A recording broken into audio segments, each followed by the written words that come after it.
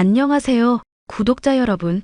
구독과 좋아요는 채널 운영에 큰 힘이 됩니다.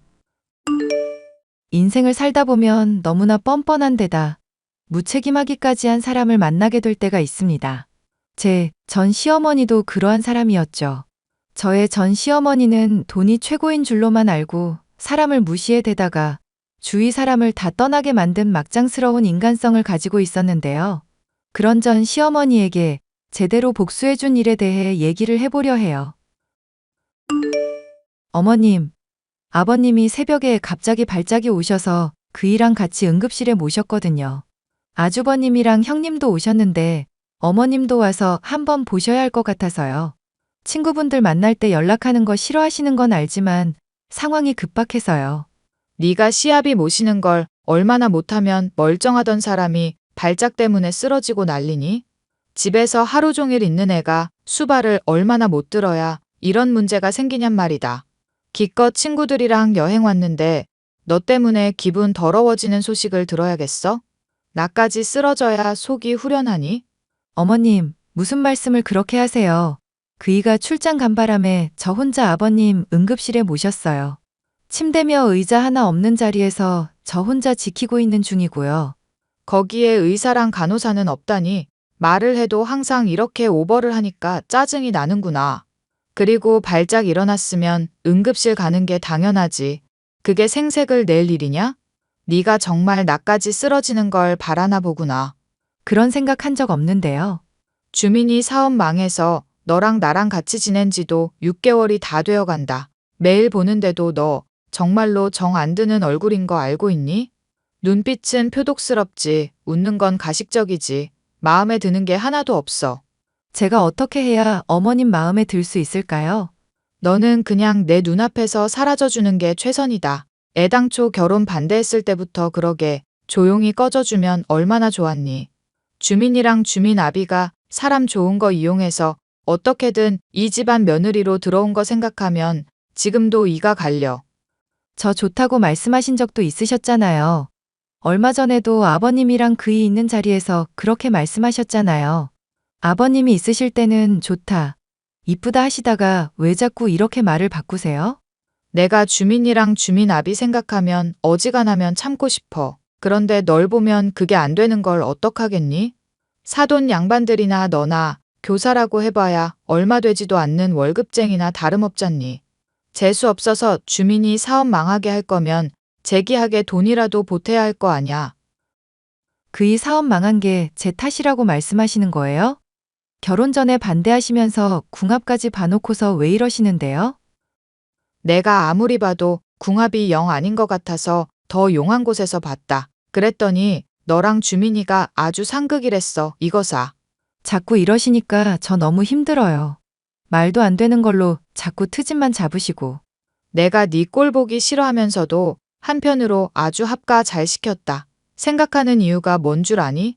바로 지금처럼 네가 괴로워하는 모습 볼 수 있다는 거다. 그러게 누가 주민이랑 결혼하래? 내가 칼 들고 협박이라도 했니? 왜 반대하는 결혼을 억지로 해놓고 앓는 소리냐? 이 집 며느리 되면 힘들 거라고 미리부터 경고했는데 왜 결혼을 하겠다고 그 고집을 피웠냔 말이다. 어머님도 허락하신 일이잖아요. 그럼 내가 이제 허락 못하겠으니까 이혼하라면 하겠니? 이게 어디서 어른이 말하는데 말대꾸를 하고 있어? 저의 시어머니는 제가 그리 부유하지 않다는 이유로 결혼을 반대했었습니다. 결혼을 하고도 아들을 갖지 못한다거나 살림을 못한다는 등 갖은 이유를 들며 저를 핍박했죠. 평소 몸이 좋지 않은 아버님의 건강 문제까지도 탓을 하기에 도저히 참을 수가 없었습니다. 심지어 제가 임신을 했을 때도 아버님의 간병을 맡기는 등 본인은 손가락 하나를 까딱하지 않으려 했죠.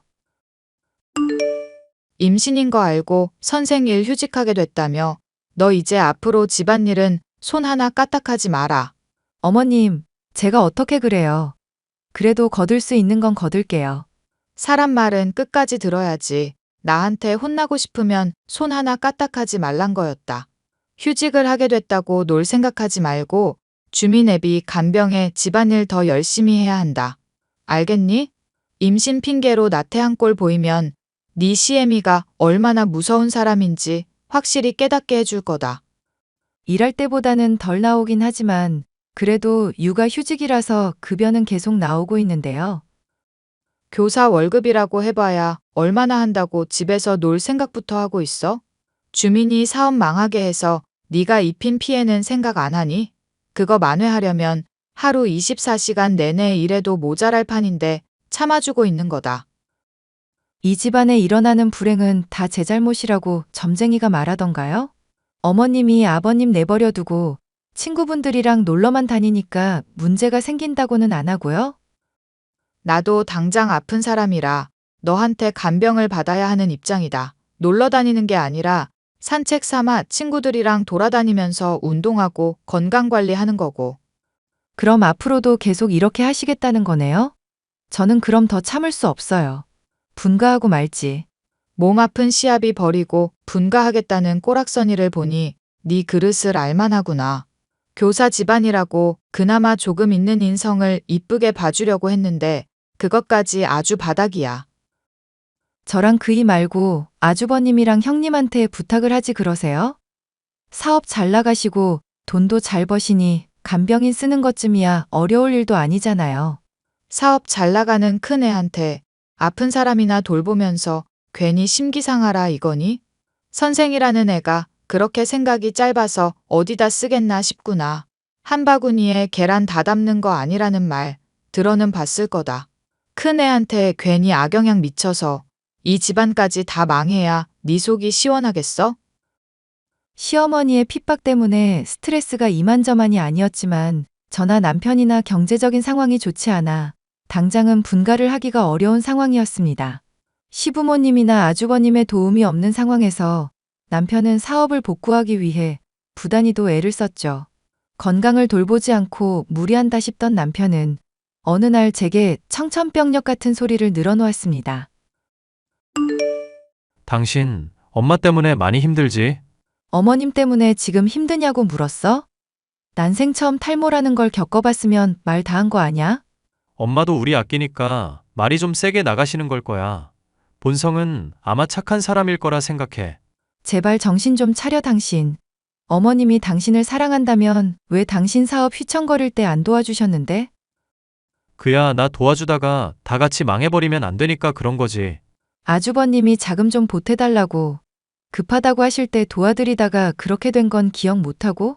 똑같은 자식인데 아주버님은 사업 망할 것 같으니까 어머님이 땅이며 부동산이며 처분해가면서 도와드렸던 거 기억나지? 내가 많이 부족한 사람이라 그래. 당신한테도 면목이 없네. 미안. 이제라도 안 늦었어. 어머님이 하는 말 때문에 휘둘리는 것도 이제 그만하자. 분가하고 그냥 다른 집에서 살자. 어때? 분가하는 것도 좋은데 지금 그 얘기를 할 때가 아니야. 나 당신한테 할 말이 있어. 얼마 전에 건강검진 받은 거 말이야. 결과 나왔는데 나 암이래.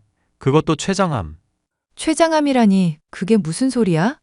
당신 나이가 몇인데 췌장암에 걸려? 정밀 검사는 해봤고? 이걸 가족들한테 어떻게 말해야 할지 모르겠어. 괜히 나 죽는다고 하면 스트레스만 받을 텐데. 당신이 착한 사람이라 결혼한 거긴 한데 그 말은 좀 많이 심하다. 암 걸린 사람이 다른 사람 걱정하는 거야? 솔직히 몸에 안 좋은 음식들 안 죽는다면서 편하게 당신한테 먹게 한 어머님이 원망스러울 지경인데. 미안. 많이 부족한 남편이라서 정말 미안. 당신 남겨두고 혼자 갈 자신이 없는데 나도 정말 그러고 싶지 않은데 일이 이렇게 됐네. 우리의 얼굴은 보고 죽을 수 있을지도 모르는 상황이야. 살 생각을 해야지. 죽을 생각부터 하고 있으면 어쩌잔 거야? 남편이란 사람이 그렇게 약한 소리 할 거야? 그렇게 말하면 마음이 조금이라도 가벼워져? 가뜩이나 아버님의 건강이 좋지 않던 중에 남편까지 위독한 병에 걸리게 되니 집안은 거의 초상집 분위기나 다름이 없었습니다. 남편은 조금 더 생명을 이어가다가 제가 출산한 딸아이의 얼굴을 보고 얼마 안 있어 하늘나라로 떠나고 말았죠. 시어머니는 절더러 시아버지도 모자라 남편까지도 잡아먹은 년이라며 장례식장에서 악을 쓰며 절 핍박하더군요.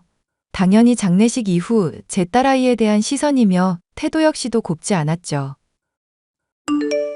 어머님, 애가 지금 기도가 막혀서 죽을 뻔했어요. 아버님 씹던 껌을 애한테 주시면 어떡해요? 울면서 껌 달라고 보채는데 그럼 날더러 어떡하라는 얘기냐. 단물 적당히 빠진 거라 애 이 썩을 걱정은 안 해도 될 거다. 아니요. 원래 어른이 씹던 거든 후후 불어준 거든 다 위험해요. 뮤탄스균 때문에 충치가 생길 수 있다고요. 적어도 생후 20개월까지는 신경 써달라고 제가 누누이 말씀드렸잖아요.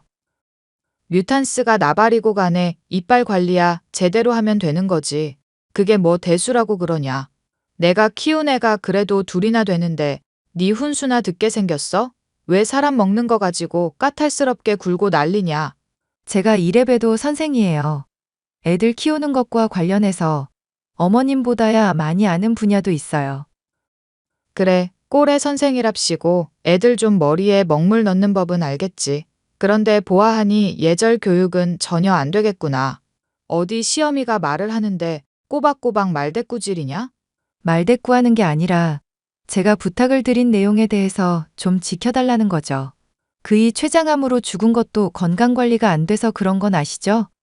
비만이며 당뇨가 많이 해로운데 괜찮다면서 밤에 맨날 야식으로 아이스크림이며 피자며 콜라며 마음껏 먹게 하셨잖아요. 아이고 선생질하면 의사 자격증도 같이 따는 줄은 내가 오늘 처음 알았구나. 그래, 네 잘난 건강상식을 안 지켜서 주민이가 암 걸려 죽었다. 이거냐? 그럼 큰 애 멀쩡한 건 어떻게 설명할 거니? 아주버님이야 형님이 챙겨드리고 있고 저희랑 따로 살고 있잖아요. 아버님도 그렇고 죽은 그이도 그렇고 어머님이랑 같이 지내고 있고요. 인연이 미쳤나? 그럼 내가 아들도 죽이고 남편도 죽이려 한다 이거니? 먹고 싶은 거 안 먹으면 오히려 더 스트레스라는 거 몰라? 제발 부탁이에요, 어머님. 애 양육하는 문제는 저한테 맡겨주세요. 그이 사별한 것만으로도 충분히 힘든데 어머님이랑 싸우고 싶지 않아요. 그래, 그렇게까지 말하는 걸 들어보니 내가 바뀌어야겠다 싶구나. 감사해요, 어머님. 사람 말은 끝까지 들어라. 이제부터 너한테 더 모질게 하겠다는 얘기다. 얼마나 착하게 말을 해줬으면 까마득하게 어린 년이 시어미한테 대들 수가 있니? 어휴, 내가 속이 터져서 정말. 어머님이랑 아버님 모시면서 학교 일까지 하고 애까지 키우는 건 정말 못할 짓인 거 아시죠? 친정엄마가 근처에 살아서 애 키우는 거 도움받고는 있지만 더 이상은 저도 힘들어요. 그래, 네가 모시기 싫다고 하니까 나도 속 시원하게 할 말 좀 해야겠다. 막말로 주민이도 죽은 마당에 너랑 나랑은 이제 남 아니니? 이 집에서 당장 나가라. 꼴도 보기 싫으니까 당장 꺼지라고. 갑자기 가란다고 하시면 저랑 애는 어떻게 하나요? 네 애가 나한테 매질 당하는 거 보기 전에 꺼지는 게 좋을 거다. 주민이 죽고 너도 챙길 만큼은 챙기지 않았니? 그이 사업 망해서 챙긴 것도 없어요, 어머님. 그리고 아주버님한테 빌려준 돈은 아직 돌려받지도 못했고요. 이게 아주 돈독이 올라서 미쳤구나. 그래, 얼마면 되겠니? 대체 얼마를 빌려줬길래 그래? 2억만 주시면 될 것 같아요, 어머님. 조만간 내가 돌려줄 테니 잠깐만 기다리고 있거라. 솔직히 돈이 그렇게까지 궁한 것은 아니었지만 시어머니가 너무 괘씸하여 어떻게든 손해를 주고 싶은 마음이었죠. 그런데 시어머니는 제게 돈을 주기 싫었는지 변호사를 고용해서 저를 어떻게든 공격해왔습니다. 어머님, 돈 돌려주시겠다고 하더니 어떻게 이렇게 말이 바뀌실 수 있나요? 웃기는 소리 하지 마라. 내가 돈을 주겠다고 한 건 너한테 잘못이 없을 때 그렇게 한다는 거였다.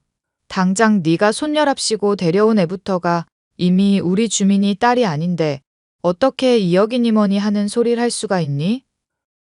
설마 제가 바람을 피웠다는 건가요? 어머님, 진짜 무슨 말도 안 되는 소리를 하시는 거예요. 점집에 가서 물으니까 다 답이 나오더구나. 어쩐지 애가 날이 갈수록 주민이 닮은 얼굴이 하나도 없다 했어. 아버님이랑 아주버님은 물론 형님도 다들 죽은 그이 닮았다고 했던 건 기억 안 나시죠? 그거야 너 듣기 좋으라고 하는 소리인데 믿을 수가 있겠니? DNA 검사에서 당장 네 딸이 주민이 핏줄이라는 것부터 입증하거라. 어머님 고집 때문에 사업 망하고 스트레스 받다가 죽은 남편 생각하면 지금도 이가 갈려요. 입증을 하면 그때는 그럼 순순히 2억 돌려주실 건가요? 네가 떳떳하지 못하니까 지금 이렇게 반응하는 거 아니냐. 그리고 설령 네 말대로 주민이 딸이 맞다손 치더라도 2억은 확실한 증거가 있어야 할 거 아니냐. 어머님이 하라는 대로 따라드릴게요. DNA 검사예요. 저는 떳떳하니까. 그리고 2억에 대해서는 제 나름대로 증거가 있으니까 조만간 전달해 드릴게요. 이게 아주 막 나가기로 작정을 했구나. 꼭 그 돈을 받아내겠다고? 그전에는 안 그랬다는 듯이 말씀을 하시네요. 하도 어머님이 그 말을 자주 하셔서 제가 갈피를 못 잡겠어요. 그건 네가 정신이 나간 년이라 그런다. 어디 가서 교사니 선생이니 하면서 잘난 척하지 말고 똑똑히 새겨듣거라. 이 집안에 네가 들어오게 한 건 내 인생 최대의 실수였다. 돈이고 뭐고 한 푼도 줄 건 없으니 그런 줄 알아라. 어쩔 수 없이 소송을 하는 수밖에 없겠네요. 그러면 소송까지 갈 거 있니? 네가 그렇게까지 돈이 궁하다고 한다면 주마. 돈이 궁한 건 아니지만 제가 받아야 할 정당한 대가는 받아야겠어요. 남편이 사업 휘청거린 것도 아주버님 도와드리느라 그런 거고 그거 종용하신 건 어머님이시잖아요. 당장 애 아빠 죽고 나서 이 집에서 지내는 동안 저한테 생활비라도 주셨나요? 애 분유값이라도 하라고 돈 주셨냐고요. 적어도 2억의 절반인 1억이라도 주셔야죠. 사람 말을 또 끝까지 안 듣는구나. 돈이 궁하다고 하면 준다고 했지만 2억이니 1억이니 하는 큰 돈을 주겠다고 했니? 네가 이제까지 집에서 호의호식하면서 지내고 편하게 먹고 마셨던 거 월세로 다 계산해봐라. 그런 거 감안하면 너한테 돌아갈 돈은 500만 원 정도밖에 안 되는 거 알고 있지? 거짓말도 모자라서 마지막까지 절 이렇게 우롱하시네요. 소송밖에 답이 없다는 걸 잘 알려주셔서 감사합니다. 나는 너한테 고마운 거 하나도 없다. 가난한 집 딸려는 성품도 바닥이라는 거 미리부터 알고 있었으니까. 손녀딸 양육하는데 들어가는 돈도 아까워하시는 분 인성만 할까요? 걔가 왜 내 손녀딸이니? 네 딸이지. 헛소리도 좀 작작하거라. 결국 돌려주지 않는 돈 때문에 힘든 소송을 시작하게 되었고 저는 그간 아버님을 간병한 일이며 남편이 받아야 할 상속을 받지 못한 것이며 아주버님에게 빌려준 돈 등을 인정받아 상당한 금액을 받아낼 수 있었습니다. 응당 받아야 할 금액을 소송을 통해 받아내게 되었지만 그 과정에서 들은 모진 말로 인해 마음의 상처는 이만저만이 아니었어요. 내가 점집에 가서 들어보니 지금 당장 이겼다고 좋아할 일이 아니더구나. 네 딸년이며 너며 업보를 제대로 치른다고 점집에서 말해주더구나.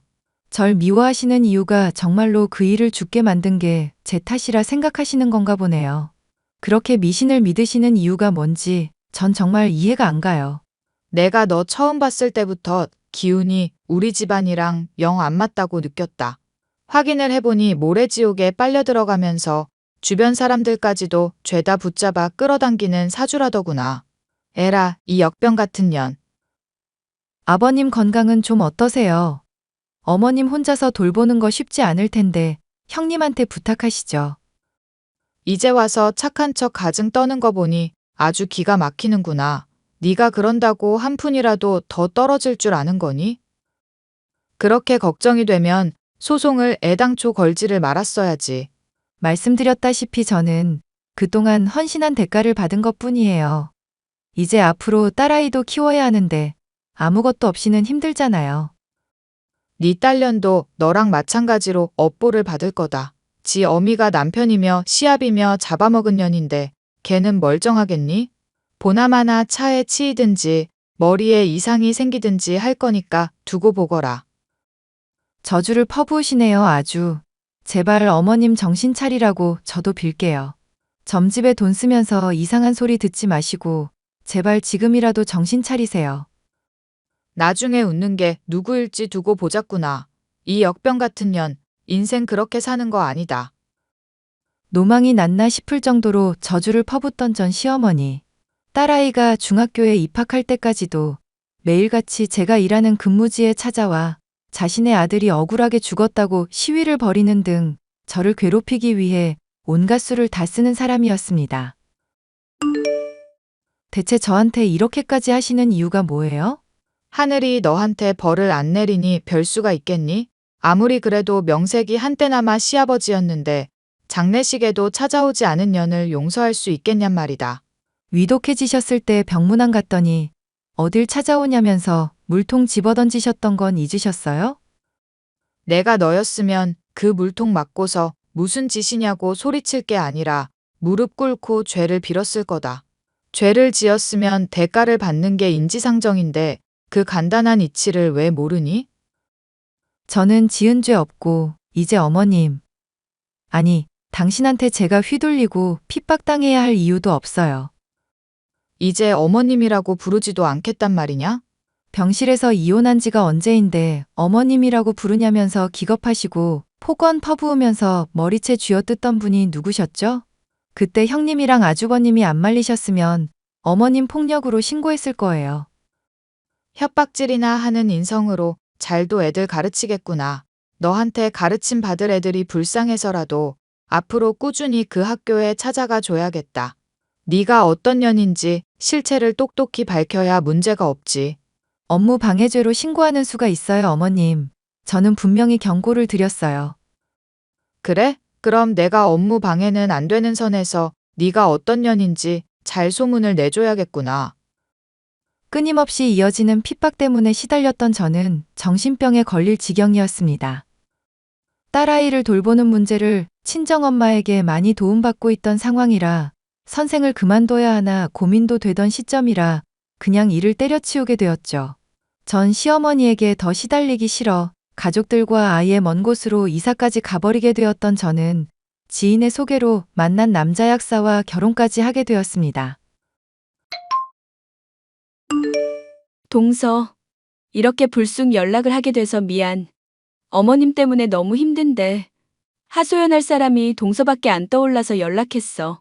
설마 아직도 손주 보겠다고 난리 치시는 거예요? 아니, 난임 문제가 꼭 형님 탓은 아닌 거잖아요. 집안씨를 단절시킬 거냐면서 노발대발 하시는데 하루하루가 지옥이야.